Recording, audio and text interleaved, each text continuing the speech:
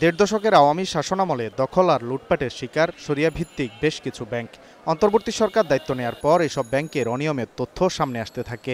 ফলে আস্থাহীনতায় টাকা তোলার চাপ বেড়ে যায় ব্যাংকগুলোতে। এতে আরও দুর্বল হয়ে পড়ে শরিয়া ভিত্তিক বেশ কয়েকটি ব্যাংক। পরিস্থিতি উত্তরণে কয়েক দফায় কেন্দ্রীয় ব্যাংক টাকা ধার দিলেও মেলেনি সুফল। এরই প্রেক্ষিতে SIBL, EXIM, First Security, Union ও গ্লোবাল ইসলামী ব্যাংককে একীভূত করার সিদ্ধান্ত নেয় বাংলাদেশ ব্যাংক। একীভূতকরণের খবরে নেতিবাচক প্রভাব পড়েছে ব্যাংকগুলোর শেয়ারের দামে। এরই মধ্যে ফার্স্ট সিকিউরিটি, ইউনিয়ন ও গ্লোবাল ইসলামী ব্যাংকের শেয়ারের দাম 2 বছরের বেশি সময় ধরে ফেস ভ্যালু বা ভিত্তিমূল্য 10 টাকার নিচে। আর গত এক মাসেই এই 3 ব্যাংকের শেয়ারের দাম কমেছে 25% পর্যন্ত। এর মধ্যে সবচেয়ে কম দাম মাত্র 2 টাকা 30 পয়সায় লেনদেন হচ্ছে গ্লোবাল ইসলামী ব্যাংকের শেয়ার দর হারাচ্ছে এক্সিম ও সোশ্যাল ইসলামী ব্যাংকও। বিশ্লেষকরা বলছেন, একীভূতকরণ নিয়ে আতঙ্কে আছেন শেয়ার হোল্ডাররা।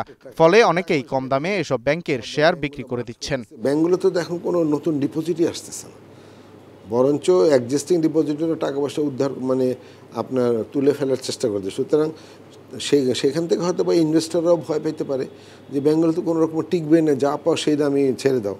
যখন এটা মার্জ হয়ে একটা এন্টিটি হয়ে যাবে তখন কিন্তু কোন শেয়ারের কি রেশিওতে কি কনভার্ট হবে সেটা কিন্তু একটা ধোঁয়াশা বা অনিশ্চিত। এই অনিশ্চয়তা থেকে অনেকে ভাবছে যে এটা ওই ধরনের ঝামেলা যাওয়ার চেয়ে আমরা মনে করি যে এখানে যাই পাই এক্সিট নিয়ে আমরা থাকি, লস নিঃসন্দেহে হচ্ছে, কিন্তু এইটা ছাড়া তো তার কাছে আর কোনো অপশনও নাই। আর এখনও এই মুহূর্তে তো কোনো রেশিও ফিক্স করা যাচ্ছে না কীভাবে হবে। আর যখন এটা মার্জ হয়ে যাবে তখন তো আর লিস্টেড অবস্থায় ওই ব্যাংকটা থাকবে না। কেন্দ্রীয় ব্যাংক বলছে, প্রকৃতপক্ষে এসব ব্যাংকের সম্পদের তুলনায় দায় আগে থেকেই বেশি। ফলে ভিত্তিমূল্যের নিচে শেয়ার দর নেমে যাওয়াটাই স্বাভাবিক। আপনি যদি শেয়ারকে অ্যাসেট এবং লাইবিলিটি দ্বারা সেট আপ করতে চান, প্রকৃতপক্ষে কোনো শেয়ারের এখন কোনো মূল্য থাকার কথা না, কারণ এই ব্যাংকগুলো সবই তো নেগেটিভ অ্যাসেট নিয়ে চলতেছে। অতএব উল্টো আমি যদি শেয়ার ক্লেম করতে চাই আমাকে আরও ক্যাপিটাল ইনজেক্ট করতে হবে।